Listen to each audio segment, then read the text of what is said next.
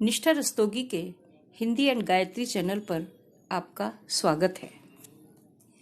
आज हम पढ़ते हैं सीबीएसई क्लास 10th क्षितिज गद्य खंड के एक पाठ को, बाल गोविंद भगत, जिसके लेखक हैं रामवृक्ष बेनीपुरी। इस वीडियो में आपको मिलेंगे इन प्रश्नों के उत्तर। यहाँ तो बच्चों 2 ही 3 प्रश्न दिखाए हैं। वीडियो में पाठ के अंत में 10 मार्क्स का एक टेस्ट है और अंत में उसके उत्तर भी दिए गए हैं। उन्हीं प्रश्नों में से हम कुछ प्रश्न आपको इस समय दिखा रहे हैं। प्रश्न 1, बाल गोविंद भगत किसको साहब मानते थे? प्रश्न 3 लिया है हमने, बाल गोविंद भगत की प्रभातियां कब से कब तक चला करती थीं। प्रश्न 5 लिया है हमने आपको दिखाने के लिए, बाल गोविंद भगत की पतोहू कैसी थी। पतोहू अर्थात पुत्रवधू, पुत्र की पत्नी। रामानंदी चंदन या रामानंदी तिलक क्या होता है? इस पाठ में उल्लेख है कि बाल गोविंद भगत के माथे पर रामानंदी चंदन सुशोभित होता रहता है। तो ये रामानंदी चंदन की हम आपको फोटो दिखा रहे हैं। रामानंदी तिलक है ये तिलक इसी प्रकार बनता है, सफेद चंदन से इस प्रकार तिलक बना के बीच में कुमकुम की एक खड़ी रेखा खींच दी जाती है। इसे रामानंदी संप्रदाय के लोग लगाते हैं और रामानंद जी के ही शिष्य थे कबीर, और कबीर के अनुयायी थे बाल गोविंद भगत, इसलिए वे ये रामानंदी तिलक लगाते थे। इसमें जो सबसे निचला सिरा है ये बिल्कुल नाक के ऊपर से ही शुरू होता था। Please like, subscribe and press the bell button also. इसमें मैंने कमेंट करने के लिए और शेयर करने के लिए भी नहीं कहा है। अभी आप जितना आपने देखा है, यदि वो अच्छा लगा हो तो वीडियो को लाइक कर दें और इसे सब्सक्राइब भी कर दें चैनल को, और बेल बटन भी दबा दें ताकि जितने वीडियो हम आपके पास भेजें वो सबसे पहले मिल जाए। और शेयर करने के लिए और कमेंट करने के लिए हम आपसे तब कहेंगे जब आप पूरा वीडियो देख लेंगे। अगर आपको अच्छा लगेगा तभी तो शेयर करेंगे ना। CBSE board class 10th Hindi की पाठ्य पुस्तक क्षितिज गद्य खंड पाठ बाल गोविंद भगत, लेखक रामवृक्ष बेनीपुरी। बाल गोविंद भगत मंझोले कद के गोरे चिट्टे आदमी थे। मंझोले कद का तात्पर्य है बीच का कद, ना बहुत नाटा और ना बहुत लंबा। 60 से ऊपर के ही होंगे। उम्र उनकी 60 साल से अधिक ही रही होगी। बाल पक गए थे। पकने का मतलब होता है बाल सफेद हो जाना। लंबी दाढ़ी या जटाजूट तो नहीं रखते थे। लंबी दाढ़ी जानते हैं, जो लोग दाढ़ी लंबी बढ़ा लेते हैं वो लंबी दाढ़ी कहलाती है। और जटाजूट, बालों में जटाजूट होती है, यानी बालों को खूब बढ़ा लेते हैं और फिर उसमें कंघी ना करके, जैसे साधु सन्यासी है ना, घूमते रहते हैं, वो कंघी वंघी नहीं करते तो उनके बाल जटाओं में बदल जाते हैं उलझ उलझ कर। तो ये साधुओं की पहचान होती है, जटाजूट और लंबी दाढ़ी। लेकिन बाल गोविंद भगत न तो लंबी दाढ़ी रखते थे और न जटाजूट रखते थे, किंतु हमेशा उनका चेहरा सफेद बालों से ही जगमग किए रहता। लेकिन उनके चेहरे पे जो बाल थे वे सफेद थे। कपड़े बिल्कुल कम पहनते, कमर में एक लंगोटी मात्र और सिर में कबीर पंथियों की सी कनफटी टोपी। कमर में एक लंगोटी पहनते थे और सिर पर एक टोपी पहनते थे जो कबीर पंथियों की तरह होती थी। कबीर पंथी का मतलब कबीर को मानने वाले, कबीर संप्रदाय के लोग जैसी टोपी पहनते हैं वैसी ही टोपी वे पहनते थे। कनफटी अर्थात कान के पास से वो टोपी कटी हुई होती है। जब जाड़ा आता एक काली कमली ऊपर से ओढ़े रहते। काली कमली का मतलब कंबल जैसा वस्त्र। मस्तक पर हमेशा चमकता हुआ रामानंदी चंदन, ये चंदन की एक किस्म है जो नाक के एक छोर से ही औरतों के टीके की तरह शुरू होता। गले में तुलसी की जड़ों की एक बेडौल माला बांधे रहते। बेडौल का मतलब है कि उस माला के जो मोती है ना वो खूब अच्छे तरीके से गोल नहीं होते। ऊपर की तस्वीर से यह नहीं माना जाए कि बाल गोविंद भगत साधु थे, नहीं, बिल्कुल गृहस्थ। उनकी गृहिणी की तो मुझे याद नहीं, उनके बेटे और पतोहू को तो मैंने देखा था। पतोहू का मतलब होता है बेटे की पत्नी। थोड़ी खेती बाड़ी भी थी, एक अच्छा साफ सुथरा मकान भी था। किंतु खेती बाड़ी करते, परिवार रखते भी बाल गोविंद भगत साधु थे। साधु की सब परिभाषाओं में खरे उतरने वाले, कबीर को साहब मानते थे, अर्थात वे कबीर के भक्त थे। उन्हीं के गीतों को गाते, उन्हीं के आदेशों पर चलते, कभी झूठ नहीं बोलते, खरा व्यवहार रखते। खरे व्यवहार का मतलब है कि जो लिया वो तुरंत वापस किया। किसी से भी दो टूक बात करने में संकोच नहीं करते। दो टूक एक मुहावरा है, इसका मतलब होता है साफ साफ बात करना। न किसी से खामख्वाह झगड़ा मोल लेते। खामख्वाह का मतलब होता है बेकार में। किसी की चीज नहीं छूते, न बिना पूछे व्यवहार में लाते। इस नियम को कभी कभी इतनी बारीकी तक ले जाते थे कि लोगों को कुतूहल होता। कुतूहल माने आश्चर्य। कभी वह दूसरे के खेत में शौच के लिए भी नहीं बैठते। शौच मतलब मलत्याग, पॉटी जाना जिसे बोलते हैं। वह गृहस्थ थे, लेकिन उनकी सब चीज साहब की थी। साहब अर्थात कबीर की थी। जो कुछ खेत में पैदा होता, सिर पर लाद कर पहले उसे साहब के दरबार में ले जाते, जो उनके घर से 4 कोस दूर पर था। जैसे आज हम दूरियां नापते हैं किलोमीटर से, लेकिन प्राचीन काल में मील और कोस से दूरियां नापी जाती थीं। एक कबीरपंथी मठ से मतलब ये कि कबीरपंथी मठ उनके घर से 4 कोस दूर पर था, तो अपने खेत में पैदा होने वाली हर चीज पहले उसी मठ में ले जाते थे। वह दरबार में भेंट रूप रख लिया जाकर प्रसाद रूप में जो उन्हें मिलता उसे घर लाते और उसी से गुजर चलाते। तो वो अपने सिर पे लाद के ले जाते थे, तो उन्होंने एक तरीके से वहां भेंट कर दिया। भेंट करने के बाद वहां पर थोड़ा सा वो भेंट के रूप में रख लेते और बाकी सारा इनको प्रसाद के रूप में जितना मिलना होता उतना मिल जाता, उसी से ही अपना काम चलाते। इन सब के ऊपर मैं तो मुग्ध था उनके मधुर गान पर। मुग्ध अर्थात मोहित था। मधुर गान यानी मीठे गायन पर, जो सदा सर्वदा ही सुनने को मिलते। कबीर के वे सीधे सादे पद जो उनके कंठ से निकलकर सजीव हो उठते। कौन मुग्ध था? रामवृक्ष बेनीपुरी लेखक। आषाढ़ की रिमझिम है। आषाढ़ हिंदी का महीना होता है। समूचा गांव खेतों में उतर पड़ा है। कहीं हल चल रहे हैं, कहीं रोपनी हो रही है। रोपनी का मतलब है कि धान जो बोया जाता है ना, तो उसको ऐसे नहीं बोते हैं जैसे हम लोग और गेहूं वगैरह सब बोते हैं। बीज बो दिए और जो है फसल तैयार हो रही है। धान क्या होता है, पहले बोया जाता है, फिर उसके छोटे छोटे पौधे निकाल करके वो निकाल करके लाइन से बोई जाती है, उसको रोपनी बोलते हैं। छोटे छोटे पौधों को जमीन में लगाने को रोपनी बोलते हैं। धान के पानी भरे खेतों में बच्चे उछल रहे हैं, और आपको पता ही होगा कि चावल की खेती को बहुत पानी की आवश्यकता होती है। तो धान के खेतों में पानी भरा है, बच्चे खुश होकर उछल रहे हैं। औरतें कलेवा लेकर मेड़ पर बैठी हैं। कलेवा का मतलब होता है खाना, नाश्ते को भी कहते हैं।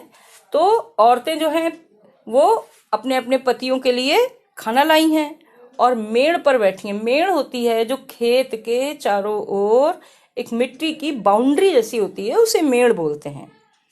आसमान बादल से घिरा, धूप का नाम नहीं, ठंडी पुरवाई चल रही। पुरवाई पूरब की ओर से आने वाली हवा को बोलते हैं। ऐसे ही समय आपके कानों में एक स्वर तरंग झंकार सी कर उठी। यह क्या है? यह कौन है? यह पूछना न पड़ेगा। बाल गोविंद भगत समूचा शरीर कीचड़ में लिथड़े अपने खेत में रोपनी कर रहे हैं। उनकी अंगुली एक एक धान के पौधे को पंक्तिबद्ध खेत में बिठा रही है। तो धान के जो पौधे हैं उनको लाइन से बोया जाता है। उनका कंठ एक एक शब्द को संगीत के जीने पर चढ़ाकर कुछ को ऊपर स्वर्ग की ओर भेज रहा है और कुछ को इस पृथ्वी की मिट्टी पर खड़े लोगों के कानों की ओर। अर्थात वे कंठ से बहुत मधुर गीत गा रहे हैं। तो उनके जो गीत हैं, उन गीतों के जो शब्द हैं, कुछ स्वर्ग की ओर जा रहे हैं और कुछ यहाँ पर धरती पर खड़े लोगों के कानों में पड़ रहे हैं। बच्चे खेलते हुए झूम उठते हैं।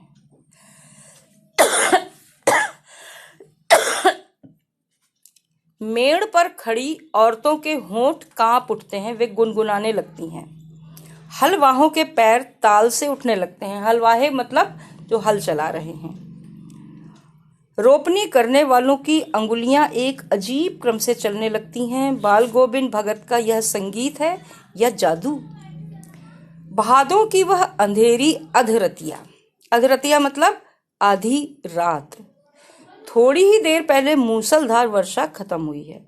मूसलाधार वर्षा कहते हैं जब पानी बहुत तेज बरसता है। जैसे इंग्लिश में बोलते हैं cats and dog, it's raining like cats and dog. यही होता है मूसलाधार। बादलों की गरज, बिजली की तड़प में आपने कुछ नहीं सुना हो, किंतु अब झिल्ली की झंकार या दादरों की टर टर बाल गोविंद भगत के संगीत को अपने कोलाहल में डुबो नहीं सकती। तो बच्चों, बरसात में आपने ध्यान दिया होगा कि एक अजीब सी आवाज, झनझन की आवाज चारों ओर गूंजती है और दादुर अर्थात मेंढकों की टर टर की आवाज भी गूंजती है। तो झिल्ली की झनकार अर्थात झिल्ली की झनझन की आवाज और दादुर अर्थात मेंढकों की टर टर की आवाज, ये चारों ओर गूंज जरूर रही है, लेकिन बाल गोविंद भगत के संगीत को दबा नहीं पा रही। उनकी खंजड़ी डिमक डिमक बज रही है और वे गा रहे हैं, गोदी में पियवा चमक उठे सखिया चिहुक उठे ना। और इस गीत का मतलब है कि हाँ, पिया तो गोद में ही है, किंतु वह समझती है वह अकेली है। चमक उठती है, चिहुक उठती है। उसी भरे बादलों वाले भादों की आधी रात में उसका यह गाना अंधेरे में अकस्मात कौंध उठने वाली बिजली की तरह किसे न चौंका देता। भादों बरसात का महीना होता है। सावन भादों आपने खूब सुना होगा बच्चों, ठीक है ना? अरे, अब सारा संसार निस्तब्धता में सोया है। निस्तब्धता मतलब एकदम सन्नाटा। बाल गोविंद भगत का संगीत जाग रहा है, जगा रहा है। तेरी गठरी में लागा चोर मुसाफिर जाग जरा, ये वो गीत है इस समय जो बाल गोविंद भगत गा रहे हैं। कार्तिक आया नहीं कि बाल गोविंद भगत की प्रभातियां शुरू हुई। बच्चों, कार्तिक जो लिखा है इसमें, यह है कार्तिक। कार्तिक तद्भव है और कार्तिक शुद्ध है। तो कार्तिक भी हिंदी का एक महीना होता है। कार्तिक माह आया और बाल गोविंद भगत ने प्रभातियां गाना शुरू कर दिया, जो फागुन तक चला करती हैं। और फागुन भी हिंदी का महीना है। कार्तिक दिवाली के लिए जाना जाता है, फागुन होली के लिए जाना जाता है। इन दिनों वह सवेरे ही उठते, न जाने किस वक्त जग कर वह नदी स्नान को जाते, गांव से 2 मील दूर। वहां से नहा धोकर लौटते और गांव के बाहर ही पोखरे के ऊंचे भिंडे पर अपनी खंजड़ी लेकर जा बैठते। पोखरा पोखरा कहते हैं कोई तालाब जैसा जो होता है, और भिंडे अर्थात वहीं पर जो टीला हो बगल में। अपने गाने टेरने लगते, यानी अपने गाने गाने लगते। मैं शुरू से ही देर तक सोने वाला हूं। मैं अर्थात कौन? रामवृक्ष बेनीपुरी। किंतु एक दिन माघ की उस दांत किटकिटाने वाली भोर में भी उनका संगीत मुझे पोखरे पर ले गया। तो जो माघ होता है ना, माघ में ठंड पड़ती है। माघ हिंदी का एक महीना है और बहुत ठंड थी, दांत किटकिटा रहे थे ठंड से। और भोर अर्थात सवेरा होने से जो पहले का समय होता है उसे भोर बोलते हैं। उनका संगीत सुनकर लेखक राम वृक्ष बेनीपुरी पोखरे तक चले गए। अभी आसमान के तारों के दीपक बुझे नहीं थे, मतलब तारे आसमान में चमक रहे थे।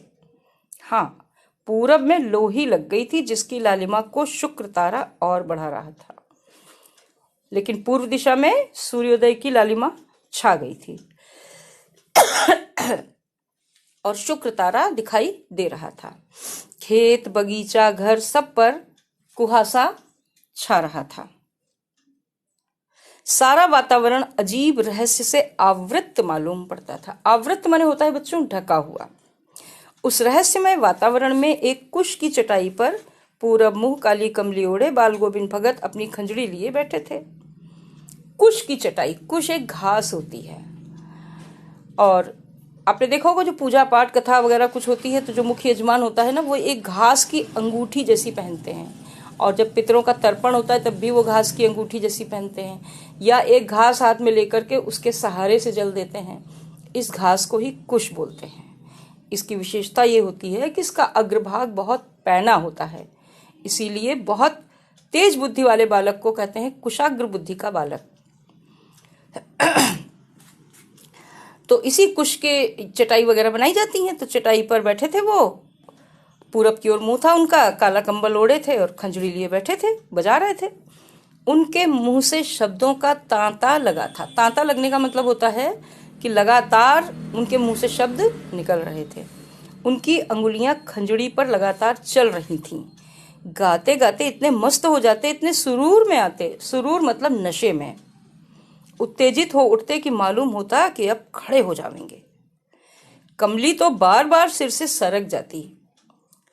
मैं जाड़े से कंपकपा रहा था, किंतु तारे की छांव में भी उनके मस्तक के श्रमबिंदु जब तब चमक ही पड़ते। लेखक को तो ठंड लग रही थी, लेकिन बाल गोविंद भगत के माथे पर पसीने की बूंदें दिखाई ही दे जाती थी। गर्मियों में उनकी संझा कितनी उमस भरी शाम को न शीतल करती।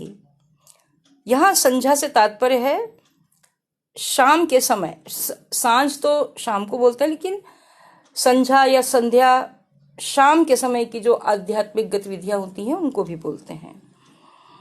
तो शाम जो बहुत ही गर्मी भरी होती है, लोगों के लिए उमस भरी होती है, ऐसे में वह अपने घर के आंगन में आसन जमा कर बैठ जाते।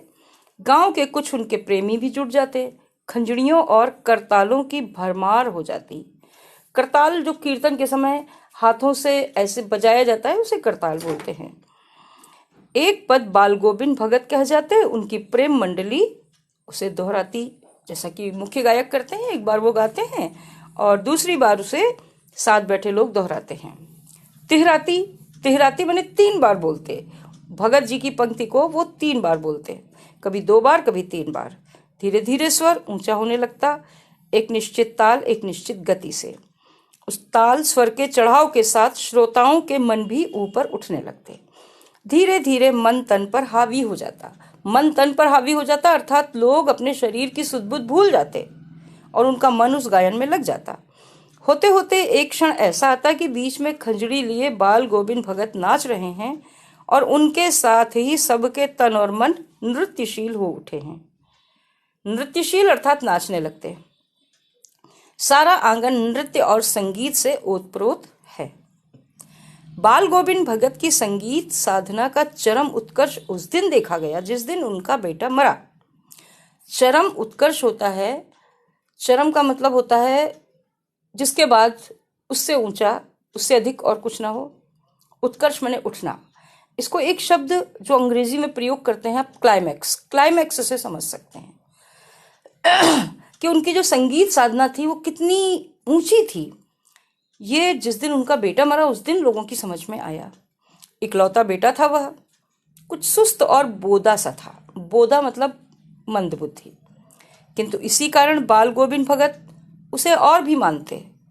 उनकी समझ में ऐसे आदमियों पर ज्यादा ही नजर रखनी चाहिए या प्यार करना चाहिए, क्योंकि ये निगरानी और मोहब्बत के ज्यादा हकदार होते हैं। बड़े साध से उसकी शादी कराई थी। साध मतलब बहुत ही अरमानों से उसकी शादी कराई थी। पतोहू बड़ी ही सुभग और सुशील मिली थी। पतोहू अर्थात बेटे की पत्नी। सुभग बड़ी ही सुघड़ थी।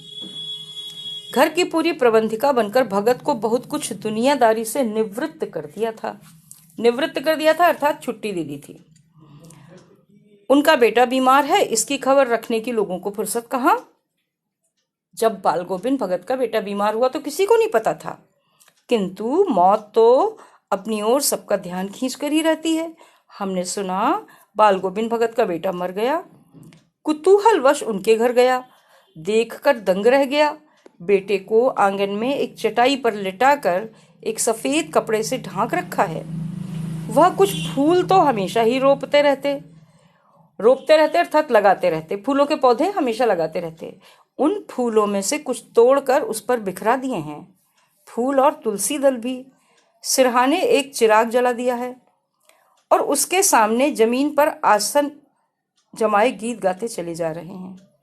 वही पुराना स्वर, वही पुरानी तल्लीनता अर्थात डूब जाना। घर में पतोहू रो रही है, जिसे गांव की स्त्रियां चुप कराने की कोशिश कर रही हैं, किंतु बाल गोविंद भगत गाए जा रहे हैं। हाँ, गाते गाते कभी कभी पतोहू के पास के नजदीक भी जाते और उसे रोने के बदले उत्सव मनाने को कहते। आत्मा परमात्मा के पास चली गई, विरहनी अपने प्रेमी से जा मिली। विरहनी कौन होती है? विरहनी वह स्त्री होती है जिसका पति उसके पास न हो, जो पति से दूर हो। भला इससे बढ़कर आनंद की कौन बात? मैं कभी कभी सोचता यह पागल तो नहीं हो गए, किंतु नहीं, वह जो कुछ कह रहे थे उसमें उनका विश्वास बोल रहा था, वह चरम विश्वास जो हमेशा ही मृत्यु पर विजयी होता है। बेटे के क्रियाकर्म में तूल नहीं किया, मतलब बहुत आडंबर नहीं किए। पतोहू से ही आग दिलाई उसकी। बताइए, स्त्रियों को आग देना वर्जित होता है, लेकिन बाल गोविंद भगत ने बहू से आग दिलाई। किंतु ज्यों ही श्राद्ध की अवधि पूरी हो गई, पतोहू के भाई को बुलाकर उसके साथ कर दिया, यह आदेश देते हुए कि इसकी दूसरी शादी कर देना। इधर पतोहू रो रो कर कहती, मैं चली जाऊंगी तो बुढ़ापे में कौन आपके लिए भोजन बनाएगा? बीमार पड़े तो कौन एक चुल्लू पानी भी देगा? मैं पैर पड़ती हूँ। चुल्लू का मतलब होता है दोनों हाथों की अंजलि, दोनों हाथों को जोड़ के जब उसमें पानी भरते हैं उसे एक चुल्लू बोलते हैं। मैं पैर पड़ती हूँ, मुझे अपने चरणों से अलग नहीं कीजिए। लेकिन भगत का निर्णय अटल था, तू जा, नहीं तो मैं ही इस घर को छोड़कर चल दूंगा। यह थी उनकी आखिरी दलील, और इस दलील के आगे बेचारी की क्या चलती। बाल गोविंद भगत की मौत उन्हीं के अनुरूप हुई। वह हर वर्ष गंगा स्नान करने जाते। स्नान पर उतनी आस्था नहीं रखते जितना संत समागम और लोक दर्शन पर। आस्था का मतलब विश्वास। ऐसा नहीं है कि वो ये मानते थे कि स्नान से बहुत ज्यादा मुझे पुण्य मिलने वाला है, लेकिन वहां पर जो साधु संत लोग मिलते, समागम अर्थात उनसे मिलन होता, उस पर उनकी गहरी आस्था थी। और लोक दर्शन और सब लोग वहां जो मिलते वो उनको बहुत अच्छा लगता था। पैदल ही जाते। करीब 30 कोस पर गंगा थी। 30 कोस बहुत लंबी दूरी होती है बच्चों। साधु को संबल लेने का क्या हक? संबल मतलब सहारा। वो कहते थे कि साधु को किसी दूसरे का सहारा लेने का कोई हक नहीं है। और गृहस्थ किसी से भिक्षा क्यों मांगे? और गृहस्थ को किसी से भिक्षा मांगनी नहीं चाहिए। वे गृहस्थ थे तो भिक्षा मांग के खा नहीं सकते थे, अतः घर से खाकर चलते तो फिर घर पर ही लौट कर खाते। रास्ते भर खंजड़ी बजाते, गाते, जहां प्यास लगती पानी पी लेते। 4-5 दिन आने जाने में लगते। अब आप इससे आइडिया लगाइए कि कितने दूर जाते थे वो, कि 4-5 दिन उनको आने जाने में लगते, यानी 2.5 दिन लगातार चलते, वहां पहुंचते 2-2.5 दिन। और इसका मतलब यह है कि 48 घंटे लगभग जाते, 48 घंटे वापस आते। किंतु इस लंबे उपवास में भी वही मस्ती। उपवास मतलब व्रत, न खाना। अब बुढ़ापा आ गया था, किंतु टेक वही जवानी वाली। टेक मतलब जिद। इस बार लौटे तो तबीयत कुछ सुस्त थी। खाने पीने के बाद भी तबीयत नहीं सुधरी, थोड़ा बुखार आने लगा। किंतु नेम व्रत तो छोड़ने वाले नहीं थे। नेम मतलब नियम। वही दोनों जून, गीत, स्नान, खेतीबाड़ी देखना। जून का मतलब है दोनों समय, सुबह और शाम। स्थान ध्यान, खेतीबाड़ी देखना। दिन दिन छीजने लगे अर्थात कमजोर होने लगे। लोगों ने नहाने धोने से मना किया, आराम करने को कहा, किंतु हंसकर टाल देते रहे। उस दिन भी संध्या में गीत गाए, किंतु मालूम होता जैसे तागा टूट गया हो, माला का एक एक दाना बिखरा हुआ। भोर में लोगों ने गीत नहीं सुना। जाकर देखा तो बाल गोविंद भगत नहीं रहे, सिर्फ उनका पंजर पड़ा है। पंजर का मतलब क्या होता है? पंजर का मतलब होता है उनका मृत शरीर पड़ा हुआ है। आपने पूरा पाठ पढ़ा और अब एक टेस्ट दीजिए। 10 प्रश्न हैं 10 अंकों के, और एक पृष्ठ निकाल लीजिए जिस पर पूछे गए प्रश्नों के केवल उत्तर लिखें, अति संक्षिप्त उत्तर। यदि प्रश्न का उत्तर लिखने के लिए अधिक समय की आवश्यकता हो तो हर प्रश्न पर वीडियो को पॉज करते जाएं। प्रश्न 1, बाल गोविंद भगत किसको साहब मानते थे? अब इस उत्तर को आप जब तक लिखेंगे तब तक के लिए इस प्रश्न पर वीडियो को रोक दीजिए। प्रश्न 2, बाल गोविंद भगत के खेत में जो भी पैदा होता उसे वे लेकर कहाँ जाते थे? बच्चों, यहाँ बाल गोविंद हो गया है तो ये गोविंद है। प्रश्न 3, बाल गोविंद भगत की प्रभातियां कब से कब तक चला करती थीं?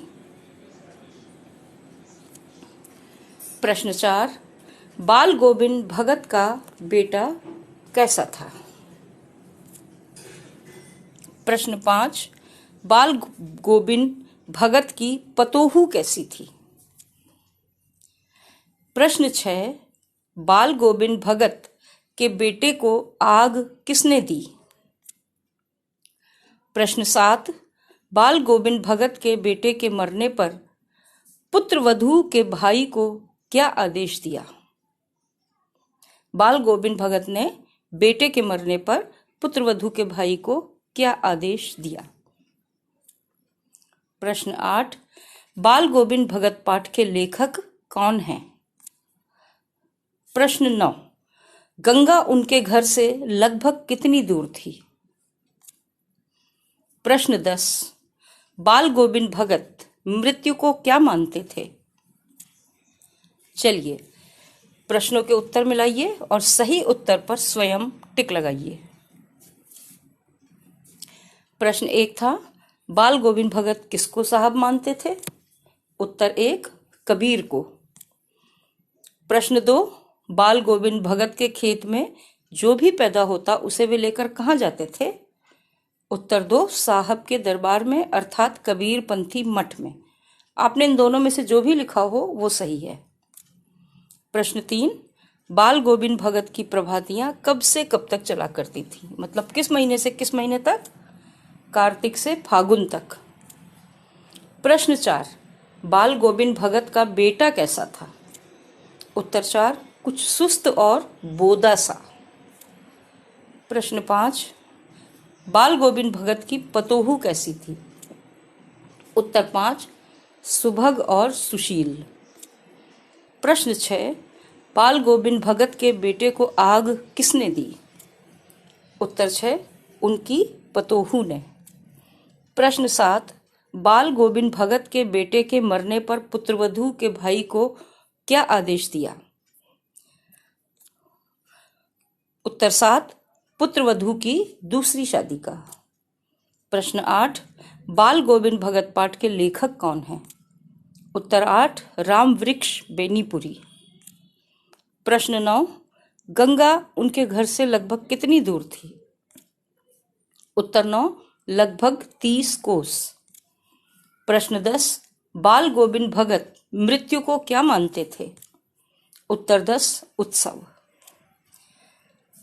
इन 10 प्रश्नों में आपको कितने अंक मिले जरा गिनिए तो, और अपने प्राप्तांक यानी जो नंबर आपको मिले हैं, जो मार्क्स आपको मिले हैं, उन्हें अपने नाम के साथ कमेंट सेक्शन में नोट कर दीजिए। जैसे अगर आपका नाम विवेक है तो आप लिख दीजिए विवेक 10 अंक या 9 अंक या 8 अंक, जो भी मिले हों वो लिख दें। अगर आपने इस वीडियो को यहाँ तक देखा है तो यह अवश्य आपको अच्छा लगा है। इसे कक्षा 10 के अपने कुछ मित्रों के साथ अवश्य शेयर करें। आपको यह वीडियो देखने के लिए धन्यवाद।